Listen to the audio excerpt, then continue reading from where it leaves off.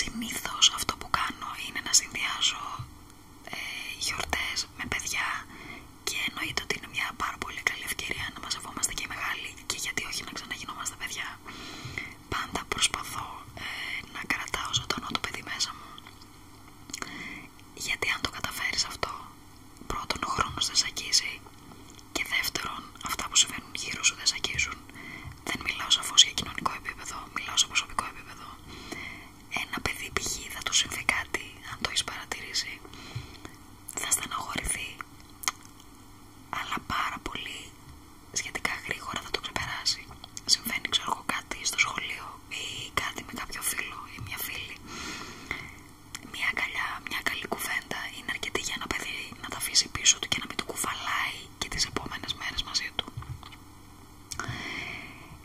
Έτσι λοιπόν, κάθε χρόνο γιορτάζουμε στο σπίτι το λεγόμενο αμερικάνικο Halloween. Μέχρι και πέρυσι έκανα 2 ξεχωριστά πάρτι, επειδή η μικρή μου κόρη έχει γενέθλια αρχές του Νοέμβρη. Οπότε έκανα το Halloween πάρτι και μετά από μία εβδομάδα έκανα και το πάρτι γενεθλίων της, που ως επιτοπλίστων έχει χριστουγεννιάτικο θέμα. Θα μου πείτε ακραίο, θα συμφωνήσω, αλλά μία ζωή την έχουμε, γιατί να μην κάνουμε αυτό που μας αρέσει. Θέλω λοιπόν στο σημερινό επεισόδιο να σου δείξω όλα τα props και ό,τι ακριβώς βάζω στο decor μου για το Halloween. Έχω παραγγείλει ακόμα κάποια πράγματα, γιατί κάθε χρόνο, όπως καταλαβαίνεις, προσθέτω πράγματα. Δυστυχώς δεν έχουν έρθει ακόμα για να μπορούσα να στα δείξω και αυτά.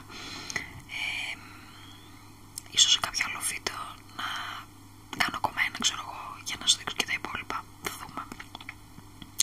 Λοιπόν, τι συμβαίνει τώρα στο δικό μου το σπίτι.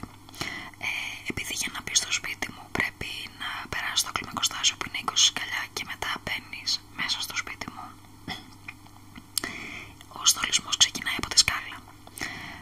Πέρυσι λοιπόν ανακάλυψα κάτι πάρα πολύ ωραία αυτοκόλλητα από το Shein, αν θυμάμαι καλά, γιατί παίρνω πράγματα και από Temu και από Shein και από το μεγάλο παιχνίδο κατάστημα, εννοείται, τα οποία ήταν αυτοκόλλητα και ήταν παλάμες και πατούσες, τα οποία ήταν σαν να είχαν πατήσει πάνω σε αίμα και αφήναν και καλά πατημασιές ή αποτυπώματα γύρω γύρω.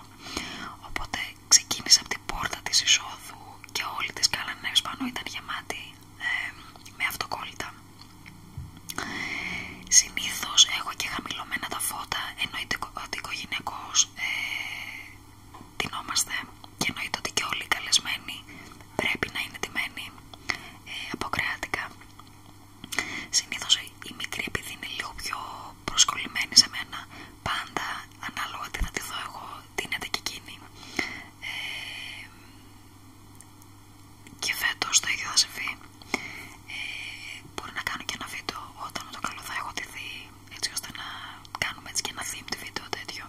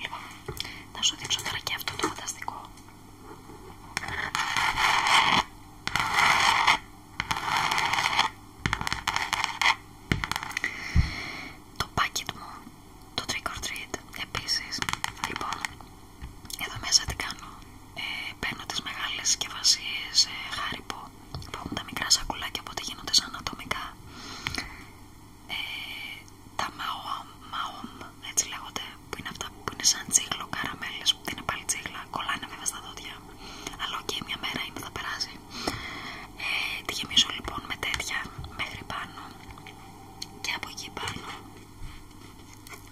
βάζω αυτό το φανταστικό χεράκι εδώ έτσι.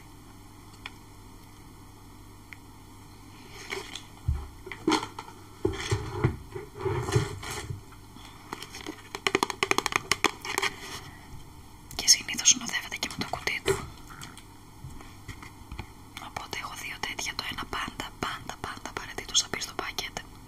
Το άλλο είναι συνήθως λίγο πιο εκεί στο τραπέζι, έτσι να υπάρχει. Δεν σας πω κάτω πως είναι. Εντάξει, είναι αστεία, η αλήθεια είναι αυτή. Οπότε είναι αυτό. Και γύρω γύρω στο τραπέζι έχω και αυτά.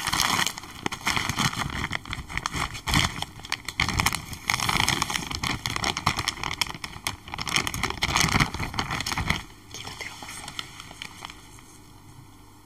Δεν είναι υπέροχο? Χρυσόσκονη.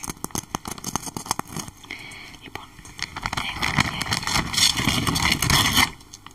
και φανταστική νεκροκεφαλή.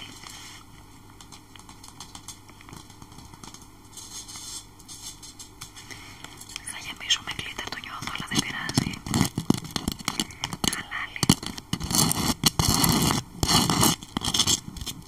Πάρα πολύ με ενθουσιάζουν όλα αυτά. Μα πάρα πολύ. Ναι, εννοείται. Τέλεια. Γέμισα με γκλίτερ. Και πιο μεγάλη κολοκύθα. Έχω και τη μικρή κολοκύθα. Έχω και τη μεγάλη.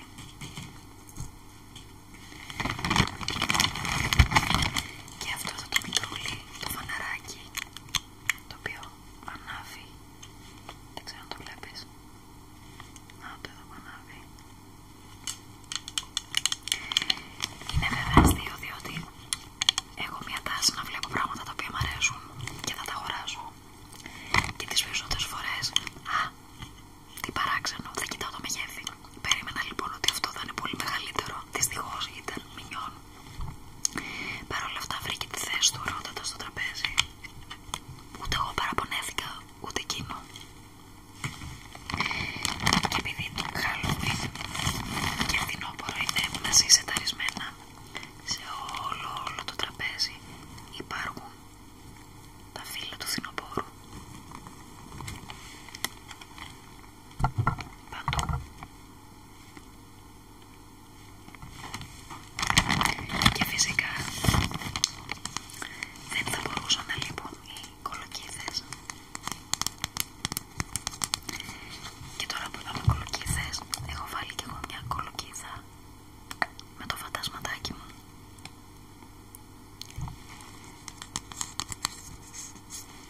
Λόγω εποχής.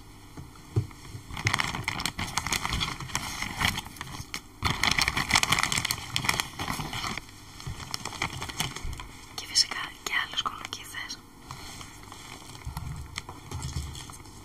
Λίγο πιο μακρόστενες. Κάθε χρόνο λέω ότι θα βρω μια μεγάλη κολοκύθα να τη σκαλίσω και να τη βάλω και αυτή στο τραπέζι. Αλλά δεν μου κάνει καρδιά να χαλάσω μια ολόκληρη κολοκύθα χωρίς να τη φάω. Δεν μου κάνει καρδιά. Και συνήθως επειδή την κάνω πάντα κολοκυθόπιτα, δυσκολεύομαι πάρα πολύ να τη χαλάσω. Γιατί η αλήθεια είναι ότι πρέπει να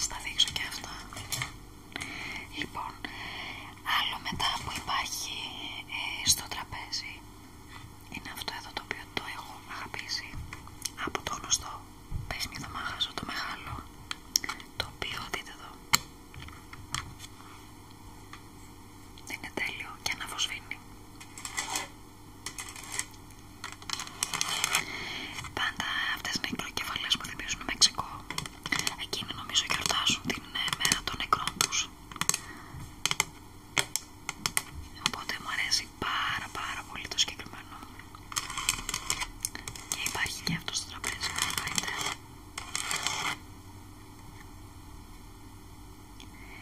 Φυσικά δεν θα μπορούσαν να λείπουν και τα κεριά. Κάθε χρόνο τα παίρνω σε μαύρο χρώμα. Τα συγκεκριμένα μυρίζουν καρύδα και ζάχαρη. Δεν μπορώ να πω ότι μου ήρθε ιδιαίτερη μυρωδιά πάλι από το μεγάλο παιχνίδι το μαγαζό, αλλά δίνουν μια πάρα πολύ ωραία ατμόσφαιρα. Εννοείται ότι υπάρχει συνεχόμενη επίβλεψη έτσι ώστε να μην γίνει κάποιο ατύχημα με κάποιο παιδάκι.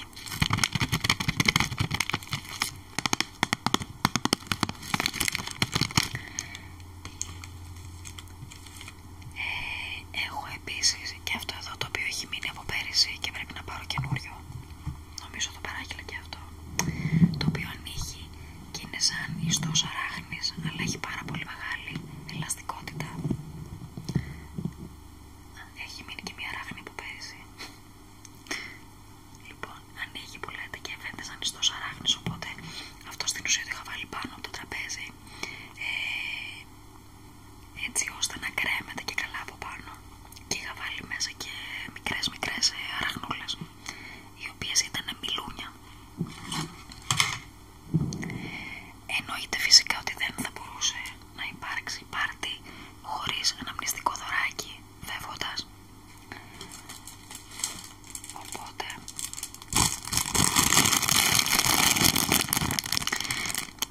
και αυτά τα είχα παραγγείλει νομίζω από το Shein. Φέτος παράγγειλα κι άλλα και από το Temu. Πέρυσι δεν είχα πάρει τόσο από το Temu. Τα οποία μισό λεπτό θα σου δείξω τι είχε μέσα.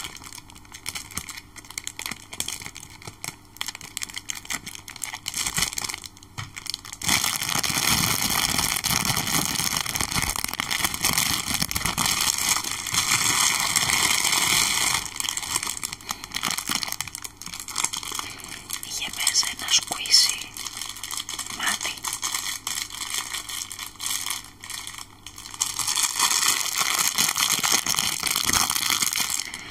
Νομίζω έκανε ολοτελά 30 cents το κομμάτι, ήταν πάρα πολύ φτηνό. Πέρυσι είχα γύρω στα 12 παιδάκια, συν τους μεγάλους,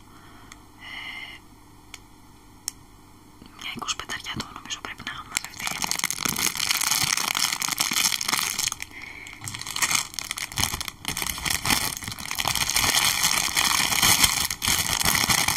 Νομίζω είχε και άλλα, ναι, είχε και άλλα. Είχε και πορτοκαλί σαν κολοκύθα, οπότε τα είχα μοιράσει.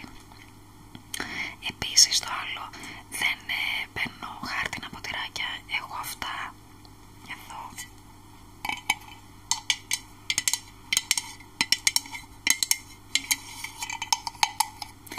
τα οποία είναι για τους μεγάλους και για πιο μεγάλα παιδιά, καλή ώρα όπως μεγάλη μου η κόρη, και αυτά εδώ τα οποία είναι πιο σταθερά για μικρά παιδάκια.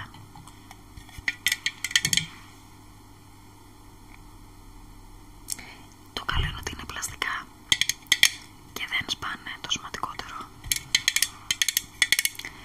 Πάλι από το παιχνίδι το μάχαζω και αυτά.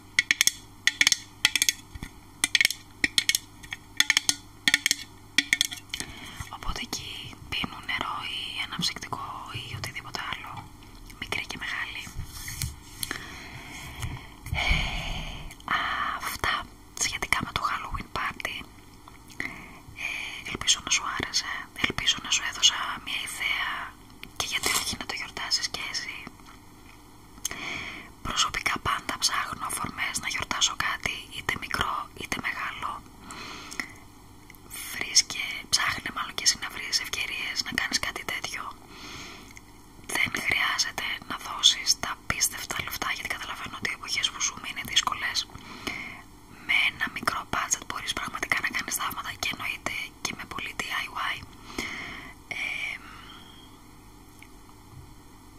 Και επίσης το πιο σημαντικό, αυτό που είπα και στην αρχή του βίντεο, προσπάθησε να κρατάς το παιδί μέσα σου ζωντανό, ή να γίνεσαι παιδί μαζί με παιδιά καλή ώρα όπως έχω εγώ αυτή τη δυνατότητα.